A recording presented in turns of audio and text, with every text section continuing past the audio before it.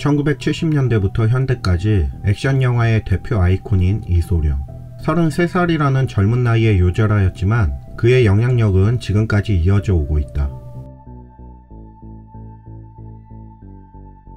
이소룡은 1940년 11월 27일 미국 샌프란시스코에서 중국인 아버지 이해청과 중국 독일계 혼혈인 어머니 하예유 사이에서 태어났다. 그는 경극 배우인 아버지에 의해 생후 3개월 때 금문녀에 나온 것을 계기로 1950년 9살 때 더 키드에 출연하면서 아역 배우로 활동을 시작한다. 그의 본명은 이진번으로 이소룡이란 예명은 영화 세로상을 찍을 당시 얻은 것으로 제작진 중 한 명이 대룡이 소룡을 낳으니 곧 이어지는구나 라는 문구에서 힌트를 얻어 지어준 이름이라고 한다. 그렇게 아역으로 무려 23편의 작품에 출연하면서 연기력을 쌓게 된 그는 18세에 출연한 인해고흥에서 처음으로 단독 주연을 맡으면서 나름 인기를 얻기 시작했다. 이소룡은 7살에 홍콩으로 건너가 태극권을 접하면서 무술 인생을 시작하게 되는데, 당시 홍콩은 영국의 통치를 받았던 시기로 영국인들과 중국인들 간의 대립구도가 형성되어 있었던 시기였다. 이는 이소룡의 학창시절에도 영향을 끼쳤고 그로 인해 자신을 괴롭히는 영국인 학생들과 싸움이 잦았다고 한다. 이소룡은 그들과 맞서기 위해 13세에 연문의 제자로 들어가 영춘권을 배우게 되는데, 아이러니하게도 그가 영춘권을 배우는 걸 다른 제자들이 반대했었다고 한다. 그 이유는 그가 순수 중국 혈통이 아닌 혼혈이라는 것 때문. 이렇게 이소룡은 동서양 그 어느 곳에서도 마음을 두지 못하였으며, 이러한 그의 분노는 결국 싸움으로 이어지게 되었다. 이를 알지 못하는 주변 사람들은 그를 단지 동네 양아치로 치부해버리는데, 이렇게 어릴 적부터 편견 및 인종차별, 식민의식을 느낀 이소룡은 자신을 표현하는 수단을 무술로 선택한 것이었다. 쿵우를 시작한 건 오직 나의 안전을 위해서였다. 주위에 불량배들이 없었다면 내 삶은 달라졌지 않았을까? 하지만 잦은 싸움으로 결국 경찰과 폭력배들 사이에서 문제가 발생하게 되고, 그가 18살이 되던 해인 1959년 그의 아버지는 단돈 $100를 쥐어주고 이소룡을 미국으로 보내게 된다. 그렇게 미국으로 건너간 그는 정신을 차리고 고등학교를 졸업, 1961년 워싱턴 대학교에 입학하게 된다. 대학에 들어가 철학, 심리학에 심취하여 그와 관련된 서적을 파고들게 되고, 이는 후에 자신의 무술에 지대한 영향을 끼치게 된다. 이소룡은 미국에서 린다 C. 에머리라는 여성을 만나게 되는데, 당시 이소룡이 중국 무술 시범 및 철학을 가르치기 위해 그녀의 고등학교에 가면서 만나게 됐고, 그에게 반한 린다는 직접 쿵우 수업을 받으러 가기까지 하는 열성을 보였으며, 이소룡이 다니던 워싱턴 대학에 입학하면서 자연스레 캠퍼스 커플로 이어지게 된다. 둘의 사랑은 깊어져 결혼을 약속하지만 린다의 어머니는 당시 학생 신분에다 동양계 혼혈인 이소룡을 마음에 들어하지 않았다. 1960년대 당시 미국은 캘리포니아 이외의 지역에선 서로 다른 인종 간의 결혼이 없었다고 한다. 이러한 이유로 주변의 부정적인 시선에 딸이 힘들어할까봐 더욱더 둘의 결혼을 반대한 것이었다. 하지만 둘은 결국 1964년 8월에 작은 교회에서 조용히 결혼식을 올리게 된다. 린다가 이렇게 이소룡에게 빠진 이유로는 4살이 되던 해 아버지가 돌아가시고 홀어머니 밑에서 키워진 그녀가 다소 권위주의적인 태도의 이소룡에게서 부성애를 느꼈다는 말이 있다. 허나 가장 큰 이유는 이소룡의 외모와 스타일이었다고. 말끔한 외모에 멋진 몸매, 그리고 그 누구도 따라할 수 없는 그만의 섹시한 간지가 흘렀다는데, 그녀 이외에도 이소룡을 본 사람들은 무술계의 엘비스 프레슬리라 불렀으며, 당시 서양인들에게 중국 남성에 대한 인식을 개선했다는 말까지 나왔다고 한다. 여담으로 파키아오 역시 이소룡을 동경하여 그의 스타일을 따라했다고. 이소룡은 20대 초반 시애틀에 자신의 이름을 띤 진번 쿵우 도장을 열어 사람들에게 무술을 가르쳤다. 이후 각종 무대에서 무술 시범을 보였는데, 이에 각지에서 다양한 인종의 사람들이 그의 문화생이 되기 위해 찾아오게 된다. 그는 과거 자신이 받았던 차별이 싫어 문화생을 받는 데에 있어 인종이나 지위는 전혀 상관하지 않았으며, 단지 무술에 대한 순수한 관심이 그가 제자를 받는 조건이었다고 한다. 이에 그의 도장은 성황을 이뤘고 시애틀에 이어 오클랜드까지 진출하게 된다. 하지만 이런 그의 행보에 중국 보수파는 자신들의 전통 무술을 비중국인에게 전수하는 것을 받아들이지 않았고, 이렇게 서로 의견 대립을 하다 결국 1964년 보수파들은 이소룡의 도장을 닫게 하려 사람을 보내게 된다. 이소룡은 자신의 도장에 비중국인을 못 받는 것을 막기 위해 보수파에서 보낸 고수와 대결을 하게 된다. 하지만 그는 이소룡의 상대가 되지 못했고, 대결이 시작된 지 단 3분 만에 승부가 결정나 버린다. 그렇게 보수파가 돌아가고 이소룡의 측근들은 기뻐하였으나 그는 고뇌에 빠지게 된다.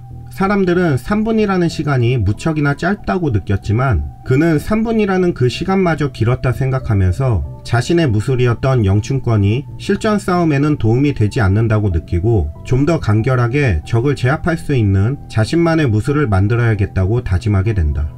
이소룡에게 있어서 무술은 자신을 나타내는 표현의 수단이었을 뿐 사실 그는 배우로서 성공하는 것에 대한 열망이 컸었다. 나 이소룡은 미국에서 최고의 출연료를 받는 첫 번째 동양인 슈퍼스타가 될 것이다. 그 보답으로 나는 최고로 흥분되는 퍼포먼스를 선사하고 배우로서 최고의 역량을 제공할 것이다. 1970년부터 세계적 명성을 얻을 것이며 1980년까지 $10,000,000를 소유할 것이다. 기쁨과 내적 조화와 행복을 느끼는 방식으로 살 것이다.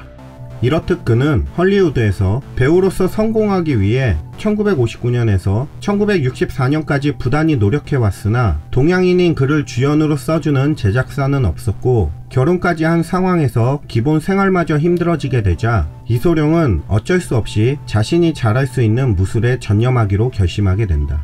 그렇게 무술을 홍보하러 롱비치 가라데 선수권 대회에 시범자로 나가 무술 시범을 보였는데 손가락만으로 푸시업을 한다던가 빠른 몸놀림과 파워를 선보이며 놀라움을 주게 되고 이날의 시범은 그에게 뜻밖의 기회로 다가오게 된다. 이소룡의 무술 시범을 본 제이 시브링이라는 유명 헤어 디자이너가 자신에게 머리를 하러 온 헐리우드 제작자 윌리엄 도지어에게 롱비치 무술대회에서 놀라운 사람을 봤다며 이소룡을 추천하게 된다. 이에 윌리엄 도지어는 그린 호넷이라는 TV 시리즈의 케이토 역 오디션을 볼 기회를 주게 되고 이소룡은 배역을 따내게 된다. 그린 호넷은 1966년에서 67년까지 방영된 TV 드라마로 악당과 그를 쫓는 탐정의 싸움을 그린 작품이다.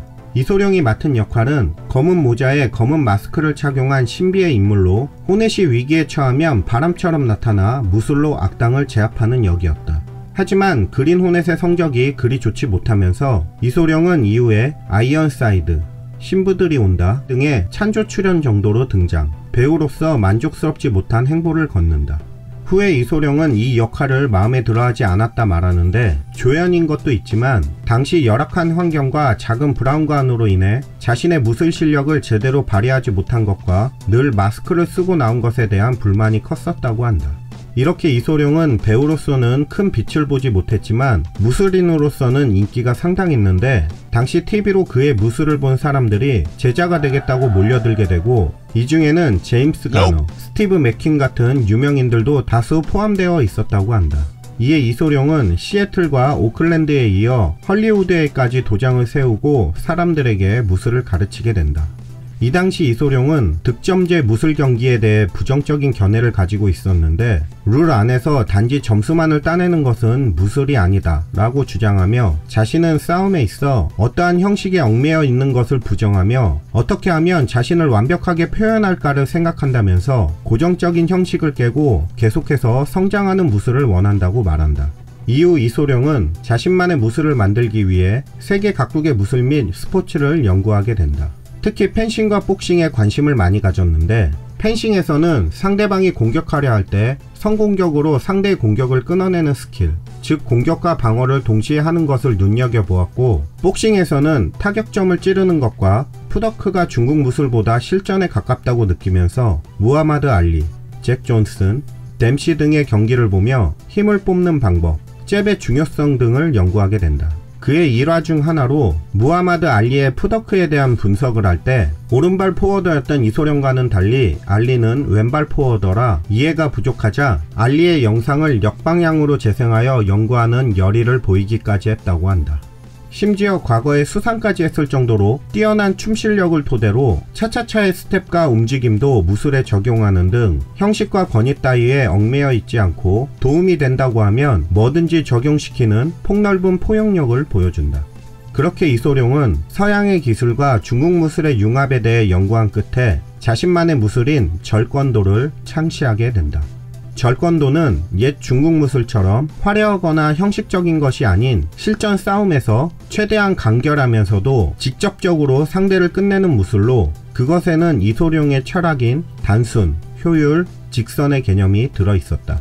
특히 오랜 시간 전해져 고정화가 되어 변하지 않는 옛 전통 무술과는 달리 자신의 절권도는 매번 새로운 것을 적용시키며 내년, 내후년에는 더욱 달라진 절권도가 되길 원했다고 한다. 이는 모든 형태의 표준화와 권위에 대한 그의 경멸이 담겨져 있었고 이를 자신의 절권도에서나마 타파하려는 의지가 깃들어 있었다. 이러한 그의 생각은 복싱에서 시작해 K1을 거쳐 종합 격투기까지 온 현대 격투기의 변화와 발전을 보았을 때 1960년대를 살았던 이소룡의 이러한 철학은 확실히 시대를 앞서갔다고 해도 과언이 아니지 않나 싶다.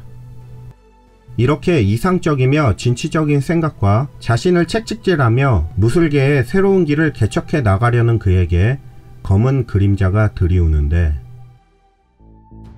1970년 8월 13일 그날따라 이소룡은 평소와는 달리 준비운동 없이 과도한 중량으로 굿모닝 리프트 운동을 하다가 척추 4번 청골신경에 심각한 손상을 입게 된다. 이 부상으로 허리를 쓰지 못하게 되면서 주치의로부터 제대로 걷지 못할 것이라는 말까지 듣게 된다. 허나 이소룡은 이러한 절망 속에서도 포기하지 않았는데 그는 꼭 다시 부활하겠다는 다짐을 하며 자신의 명함 뒤에 계속 걷자 라고 쓴 뒤 그 문구를 언제 어디서나 볼 수 있게 집안 곳곳에 두고 지독하게 재활을 했다고 전해진다. 그렇게 집념의 재활운동은 6개월간 계속되었고 이에 신이 감명을 받았는지 결국 부활에 성공하게 된다. 이소룡은 재활기간 동안 동양 철학에 심취하게 되는데 그때 영감을 얻어 1971년 무성적이라는 작품을 기획하게 된다. 뜻하지 않는 부상으로 인해 재정적으로 힘든 그는 이 작품으로 재기를 꿈꿨을 정도로 열성적이었다고 한다. 그렇게 이소룡은 재활이 끝나자마자 직접 촬영 장소를 알아보기 위해 인도까지 가는 열성까지 보였으나 끝내 마땅한 곳을 찾지 못하게 되고 결국 워너브라더스와의 협상 결렬로 무성적은 무산되어 버리고 만다. 자신이 기획했던 큰 그림이 그렇게 엎어지고 난 후 그는 TV 시리즈에 단역으로 출연하면서 근근히 생활을 이어가게 되는데 그가 단역으로 참여했던 작품 중 롱스트리트라는 TV 시리즈에서 명대사를 남기게 된다. I said, empty your mind. Be formless, shapeless, like water. Now you put water into a cup. It becomes the cup. You put water into a bottle, it becomes the bottle. You put it in a teapot, it becomes the teapot. Now water can flow or creep or drip or crash. Be water, my friend.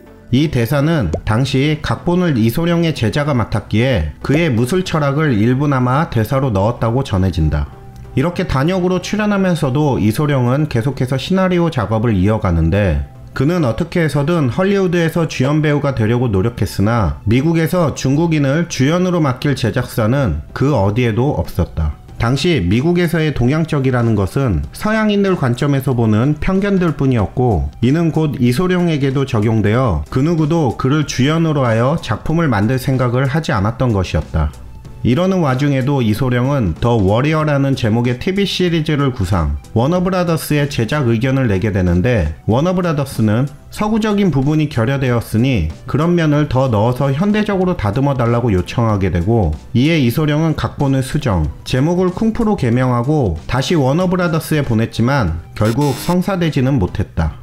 이에 이소룡이 좌절할 즈음에 그가 구상한 컨셉과 거의 같은 것으로 TV 시리즈가 만들어지게 되는데 이를 본 이소룡 측은 항의를 했지만 제작사 쪽에서는 시기가 겹쳤을 뿐 컨셉을 빼앗은 게 아니라고 발뺌하는 어이없는 행보를 보이게 된다. 하지만 이소룡은 이러한 사회적 현실을 인정하면서도 인종에 대한 편견을 바꾸려고 꾸준히 노력했다고 한다.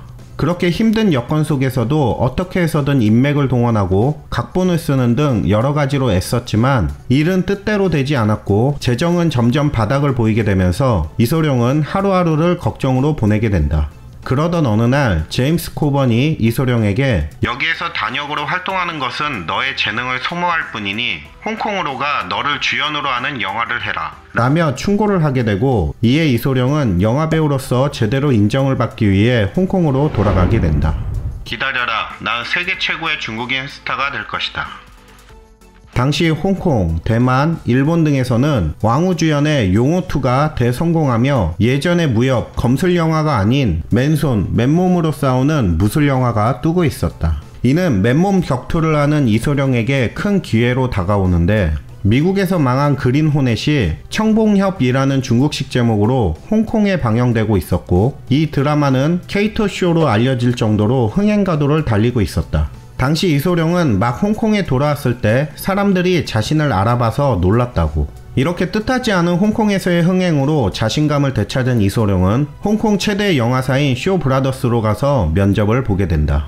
하지만 자신만만했던 그의 예상과는 달리 쇼 브라더스와 계약을 하지 못하게 되는데, 전해지는 말에 따르면 웬 빼쩍 마른 건달 비슷한 놈이 미국물 먹었답시고 예의도 안 차리고 건들거리면서 들어와서는 자기를 주연으로 해서 영화를 찍으라고 해대니 사장이 불쾌해하면서 화를 내며 내쫓았다고 한다.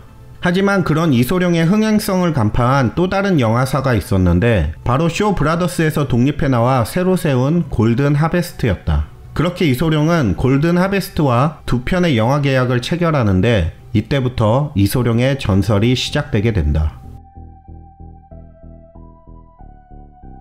홍콩에서의 첫 주연 데뷔작인 당상대영은 아무래도 이소룡의 영향력이 약한 탓에 그의 다른 영화들과는 달리 잔인한 묘사가 많았고, 코믹스러운 장면, 짧지만 배드씬까지 있는 등 역대 이소룡 작품들 중 가장 희귀한 작품이라 볼 수 있다. 하지만 이소룡은 이 영화에서 편집으로 액션을 살리는 헐리우드식 영화와는 달리 본인의 능력을 10분 발휘해 액션 장면을 거의 편집 없이 풀 화면으로 보여주면서 관객들에게 시원함과 무술의 멋을 제대로 선사하게 된다.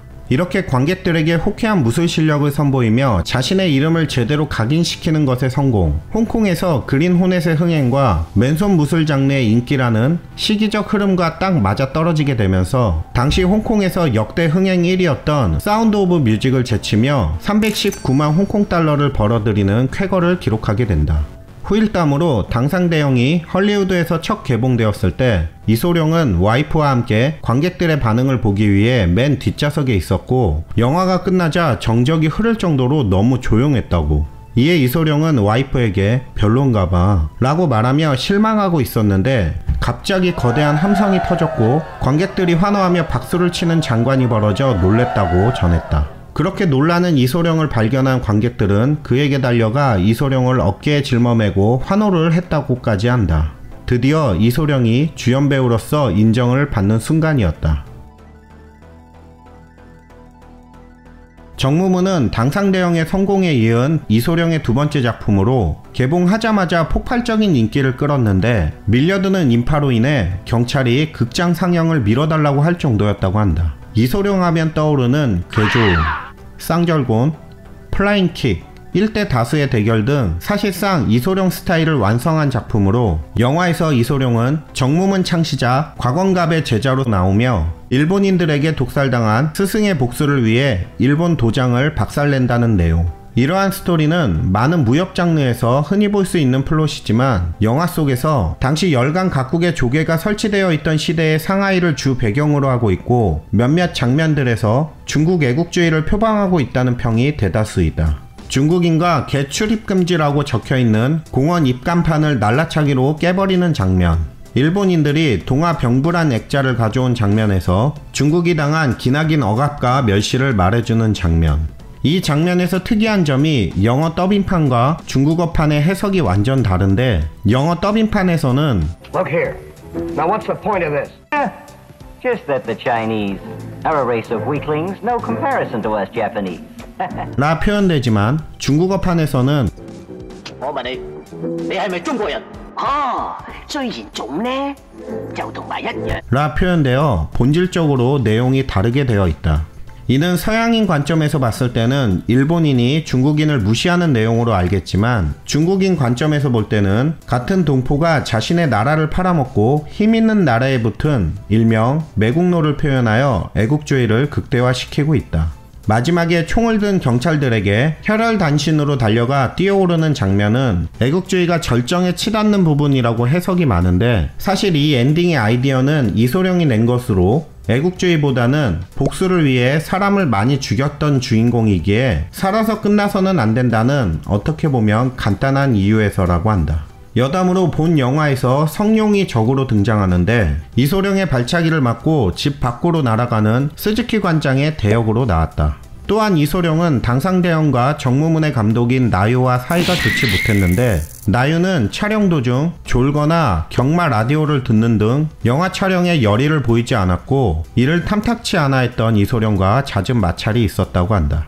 결국 이 영화 이후 골든 하베스트와의 계약을 마무리한 이소룡은 직접 협화 전형 공사라는 회사를 설립하고 스스로 각본, 감독, 주연, 무술지도, 제작까지 하게 되면서 자신이 원하는 스타일의 영화를 만들기 시작한다. 이렇게 자신이 대표가 된 이소룡은 각본, 감독, 주연, 무술지도까지 모든 것을 관여한 첫 번째 영화인 맹룡가광을 제작한다. 당시 홍콩 무술영화에서는 드문 해외 로케이션과 1967년 뉴욕 전미 무술대회에서 알게 된 척 노리스와 로버트 월, 황인식 등을 섭외하여 홍콩 영화이지만 다양한 인종과 이벤트를 보여주는 헐리우드 요소를 많이 접목시킨 작품을 만들게 된다. 더욱이 본인이 직접 제작 감독을 해서인지 보여주고 싶은 것은 다 보여준다 라는 느낌이 강했는데 그는 영화상에서 평소 철저히 관리해온 자신의 근육을 마음껏 뽐내게 된다. 특히 코브라처럼 펴지는 비현실적인 광배근은 관객들의 내릿속에 깊이 박혀 잊혀지지 않는 장면으로 남아있다. 스토리는 이탈리아 로마에서 식당을 운영하는 사촌을 만나러 간 이소룡이 그들을 위협하는 이들로부터 지키기 위해 결투를 한다는 내용으로 종종 등장하는 개그씬이나 중반의 전투씬에서 씩 웃어주고 마구 패대는 등 다른 영화들과는 달리 비교적 가벼운 이소룡의 캐릭터를 볼 수 있는 것이 특징이다.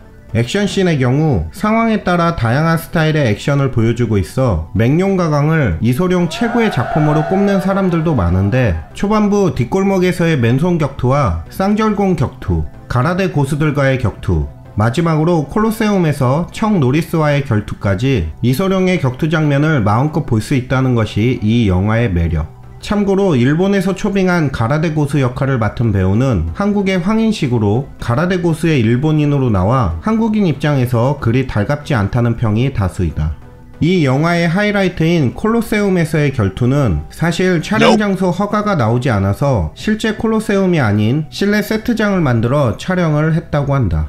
이 결투는 역대 이소룡 영화의 격투 장면 중 가장 긴 장면으로 두 고수의 치열한 공방뿐 아니라 후반부에 척 노리스가 다리가 부러져 싸울 수 없게 된 시점부터 헤드락에 이은 목 꺾기로 쓰러뜨린 뒤 그에게 도복을 덮어주고 폭언을 하는 이소룡의 모습을 담은 장면은 영화 역사상 가장 마초스러운 장면 1위로 꼽히기도 했다. 맹룡가광은 후에 여러 장르의 오마주로 등장하는데 게임 더블 드래곤 어드밴스의 표지, 스트리트 파이터 제로의 배경, 이소룡의 발차기는 버츄어 파이터 시리즈의 제키 브라이언트의 필살기 라이트닝 킥으로 나온다. 이뿐만 아니라 영화 말죽거리 잔혹사에서는 아예 대놓고 이소룡에 대한 주제를 보이고 있기도 한다. 이소룡은 맹룡가광으로 이전 영화의 기록을 또다시 갱신하면서 일명 슈퍼스타가 되어 부와 명예를 얻게 된다.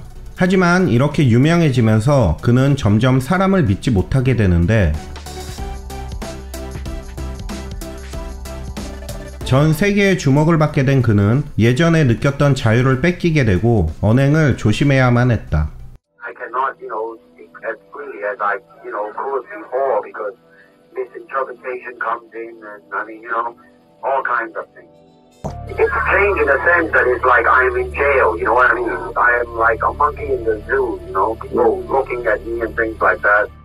한 토크쇼에서 슈퍼스타는 환상과 같다고 말하는 그에게서 이런 자신의 입장에서 벗어나고 싶어하는 감정이 잘 드러나고 있다. The word superstar really turned me off, and I'll tell you why. Because the word star, man, it's an illusion. It's something what the public calls you.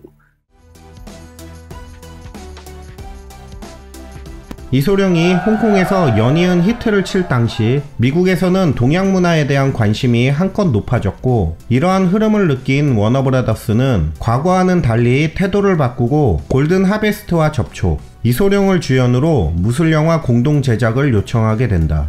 그렇게 만들어진 영화가 바로 용쟁호투. 확실히 헐리우드 스케일은 남다른지 당시 유례없는 블록버스터급의 제작비를 투자, 그 금액은 무려 85만 미국 달러였다.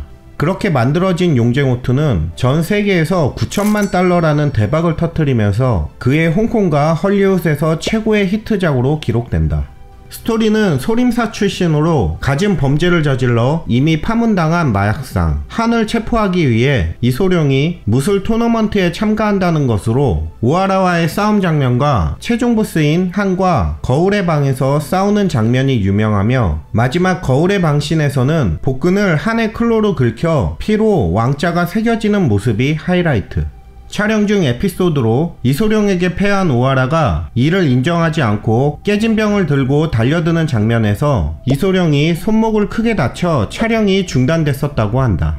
또 극중 섬에 등장하는 부하 엑스트라들은 근처의 진짜 깡패들로 섭외, 그 중에서 이소룡에게 이겨 이름을 날리려는 무리들이 도전을 했으나 한 방에 나가 떨어졌다는데, 실제 깡패를 섭외한 탓에 촬영장의 분위기가 좋지 않았으나 이 대결의 결과로 완전히 바뀌었다고 한다. 앞서 말한 오하라와의 대결씬에서 실수로 이소룡이 다치자 그의 열렬한 추종자가 된 깡패들이 흥분하여 오하라를 죽인다고 달려들었고, 이에 감독이 진정시키는 등 한바탕 난리가 났었다고 한다.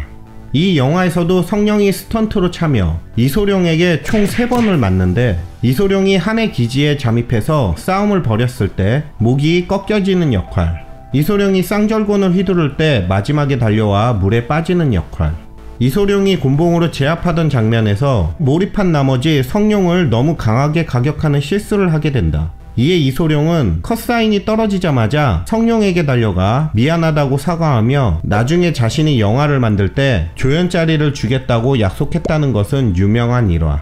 성룡은 이런 이소룡의 인간적인 면에 감동하여 나중에 자신의 인생 최고의 은인이라고 회고했다. 이소룡은 용쟁호투의 녹음 때문에 스튜디오 작업을 하다가 휴식 겸 화장실에 간다. 그가 화장실에 간지 20여 분이 지나도 돌아오지 않자 사람들이 찾으러 갔고, 그는 바닥에 무릎을 꿇고 있었다. 괜찮냐는 질문에 그렇다 대답한 이소룡은 스튜디오에 돌아왔으나 이내 쓰러져 두통을 호소하면서 발작 증상을 보이게 된다. 그는 바로 병원으로 후송되고, 당시 이소룡을 살핀 돈 랭포드 박사는 그의 뇌가 심하게 부어있는 것을 발견하고 처치로 마니토를 투여한다. 랭포드 박사는 정신을 차린 이소룡에게 마약을 했냐고 물었고, 이소룡은 자신이 쓰러진 날 마리화나를 씹다가 의식을 잃고 쓰러졌다고 말한다. 이에 박사는 마약을 하지 말 것을 경고하면서 뇌부종을 의심한다고 전한다. 하지만 이소룡은 평소 건강관리에는 자신이 있었고 특별한 의심 증상을 느끼지 못했다며 그의 경고를 무시하고 2주 후 미국으로 건너가 재검사를 받게 된다. 그곳에서는 이소룡이 발작 증상을 보이기는 하지만 그 원인은 알 수 없다면서 딜란틴을 처방, 그 외의 건강 상태는 아주 좋다는 진단 결과를 내린다. 이소룡은 영화 사막유이의 각본 검토를 이유로 여배우 베티 팅페이의 아파트에 가게 되는데, 그곳에서 갑자기 두통을 느끼게 되고 이에 그녀가 준 진통제를 먹고 잠시 누워 쉬게 된다. 하지만 그 후 그는 일어나질 못하는데, 이소룡의 아내인 린다는 골든 하베스트의 사장 추문혜의 전화를 받게 된다. I was called and told by Raymond Chow, you should get to the hospital. They're taking Bruce to the hospital. 병원에 도착한 이소룡은 심장이 멎어 있었고, 이를 본 그녀는 의료진에게 살아있느냐라고 물었지만 의료진은 고개를 저으며 아니요 라고 답한다. And I remember turning to a medical person standing there and saying, I couldn't say, is he dead? I said, is he alive? And they shook their heads and said, no. And that was just unbelievable. 그렇게 홍콩의 별이 떨어진 것이다. 사인은 뇌부종을 앓고 있던 그가 복용한 진통제 이콰제지, 돌록센, 그리고 그가 예전 허리를 다친 후부터 복용한 딜란틴의 성분이 뒤섞여 과민 반응을 일으켰다는 것으로 법의학자 도널드 티어에 의해 결론이 내려진다. 사실 측근들은 이소룡이 사망하기 전부터 이상 증세를 느꼈다고 하는데 평소 지나칠 정도로 과도한 스트레스와 1%에 지나지 않는 체지방을 유지하기 위한 무리한 트레이닝 강행, 특히 사망 당시 70kg이었던 몸무게가 갑자기 60kg으로 빠지면서 항상 극도로 불안해 보였고 건망증이 심했으며 불같이 화를 내는 등 편집증적 증상과 함께 우울증이 심했었다고 전하면서 자신에게 너무 엄격한 나머지 심신을 혹사시켜 이런 일이 벌어진 것이라면서 안타까워했다.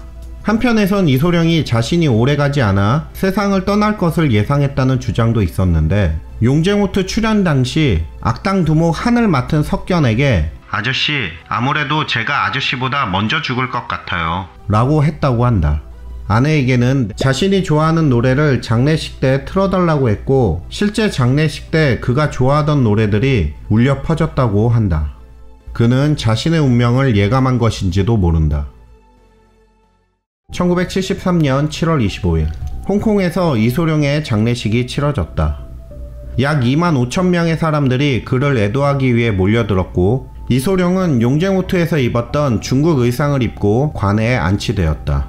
사람들은 문화적 아이콘으로 떠오른 엄청난 스타성을 가진 그가 젊은 나이에 비명 행사한 것에 대해 당혹감을 감추지 못하면서 갖가지 의문을 가지게 되고 이는 삽시간에 가문의 저주설, 조폭 암살설, 마약설 등 수많은 의혹으로 번져 마치 사실인 마냥 돌아다니게 된다. 이는 당시 미디어 매체들의 독점 욕심으로 인한 폐해로 스타였던 이소룡의 사생활에 대한 부분을 부풀려 광적으로 가십거리를 만들어 퍼뜨렸고 이러한 기사를 접한 사람들의 상상은 도를 넘어설 정도였다. 이에 린다는 직접 기자회견을 열어 각종 매체와 시민들에게 부탁을 하게 된다. That the newspapers and the people of Hong Kong will stop speculating on the circumstances surrounding my husband's death.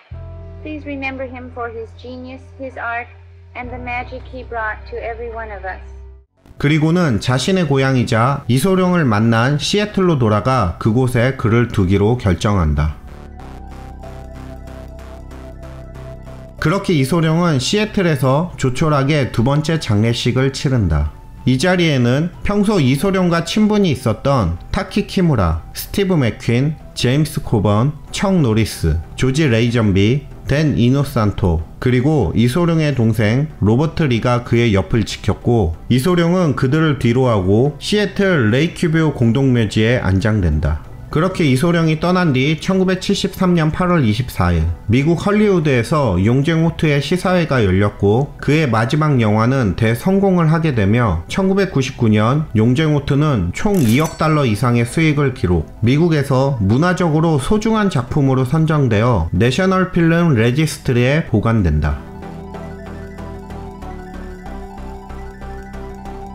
이소룡은 생전 미국에 있을 때부터 수많은 무술가들과 교류를 꾸준히 이어갔다. 한국 태권도 명인 이중구, 황인식 외에도 일본인 키무라타키 등 다양한 무술가들과 알고 지내던 그는 세계 각국의 무술가들이 겨루는 컨셉을 기획하고 영화를 준비하게 되는데 그것이 사막유이의 시작이다. 원래 제목은 사망적 유의로 이소룡은 1972년부터 기획 중이었으나 용쟁호트의 섭외가 들어오는 바람에 액션의 일부만 찍어두고 촬영을 일시 중단하게 된다. 특이한 것이 액션 장면 중 NBA 선수인 카림 압둘자바가 적으로 등장하는데 그는 이소룡의 제자로 그를 돕기 위해 시즌 중에 몰래 와서 영화를 찍었다고 한다. 아무래도 시즌 중에 다치면 안 되기에 비교적 덜 격한 격투 장면만 찍었다고. 하지만 용쟁우트의 촬영이 끝나고 그가 세상을 떠나게 되면서 사망적 유인은 미완의 작품이 되고 압들자바의 노력도 헛수고가 되어버리나 싶었지만 그는 사망적 유인을 어떻게든 완성하고 싶어 했고 이소룡의 마지막 작품이란 상업적 가치가 높은 이 영화를 가만히 둘 수 없었던 레이몬드 초우는 용쟁우트의 감독 로버트 클루즈에게 오리지널 필름을 건네주며 영화의 완성을 지시하게 된다. 본래 사망적 유의의 스토리는 5층으로 된 사망탑 꼭대기에 강탈된 보물을 원하는 악당들이 불패의 무술대회 우승자인 이소룡을 이용하여 보물을 찾고자 그의 아들을 납치, 이에 이소룡이 아들을 구하기 위해서 탑으로 향하게 된다. 탑에는 각 층마다 세계 각지의 무술 고수들이 존재하며 이에 이소룡은 동료들과 함께 차례대로 탑을 오르면서 고수들과 싸워 탑 꼭대기에 있는 보물을 차지 아들을 구한 후 악당들을 쓰러뜨린다는 내용으로 오리지널 필름을 보면 그가 선보이는 무술은 형식에 얽매이지 않고 펜싱의 모션, 복싱의 스텝, 초크 기술 등 다양한 기술을 섞은 효율성 높은 액션으로 자신만의 무술 철학, 즉 절권도를 보여주려는 의지가 깃들어 있었다. 배경이 되는 사망탑은 한국의 법주사 팔상전을 선정, 기획대로라면 한국에서 현지 촬영을 할 계획이었다고 한다. 하지만 이것을 기획할 당시 한국은 겨울이었고 유독 추위를 많이 타는 이소룡이 답사를 미뤘고 그 후에 사망하여 결국 이소룡의 한국행은 끝내 이뤄지지 못했다고 전해진다. 하지만 로버트 클루즈판 사망요인은 주인공이 세계적인 액션 스타가 되자 그에게 범죄 조직이 접근하여 부당한 요구를 하게 되고 주인공이 이를 거절하자 영화 촬영 중 총을 맞는 장면에서 몰래 공포탄을 실탄으로 바꿔 주인공을 암살하려 하고 구사일생으로 목숨을 건진 주인공은 성형수술 후 복수를 시작한다는 내용으로 바뀌게 된다. 이때 영화에서 주인공의 장례식 씬이 나오는데 이는 실제 이소룡의 장례 장면을 그대로 썼다고 한다. 이 스토리는 후에 이소룡의 아들 브랜든 리가 영화 크로우 촬영 중 총탄 사고로 사망할 때의 상황과 비슷한 전개로 이로 인해 이소룡 가문의 저주가 떠돌게 된다. 이렇게 우여곡절 끝에 1978년 사망요이가 나오게 되지만 아무래도 사망한 이소룡의 영화를 그가 없는 상황에서 촬영을 하려니 많은 어려움이 있었고 중간중간 오리지널 필름을 쓰다 보니 영상의 연결도 매끄럽지 않는 등 완성도가 떨어지게 되면서 말 그대로 이소룡이 나온다는 것에 의의를 둔 영화 정도로 전락되고 만다. 하지만 그가 후반에 입고 나오는 노란색 운동복은 대유행을 하게 되는데 운동복 색깔을 노란색으로 한 이유는 이소룡의 캐릭터가 전통적인 가치관에 얽매이지 않는 자유로운 캐릭터임을 강조하는 것이고 또한 당시 카메라의 기술적 한계로 인해 이소룡의 움직임을 잘 보이게 하려고 튀어 보이는 노란색을 썼다고 한다. 그 의미가 어찌됐든 이소룡이 입은 노란색 운동복은 사람들에게 강렬한 인상을 남겼고 현재도 타 미디어에서 패러디, 오마주가 되고 있다. 어릴 적부터 배우로 데뷔하였지만 뛰어난 능력을 지녔음에도 불구하고 미국에서 인종적 차별로 오랜 시간 빛을 보지 못하다 단 5작품만으로 세계적 스타가 된 이소룡. 그중 용쟁우트와 사망요인은 그의 사망 후 개봉되었으니 어찌 보면 당산대왕과 정무문, 맹룡가강 이 3작품만으로 그는 사람들에게 자신을 각인시킨 대단한 인물이었다. 사후 47년이 지난 지금도 그에 대한 관심과 사랑은 지속되고 있는 말 그대로 이소룡은 신화가 되었고 그의 신화는 영원히 계속될 것이다.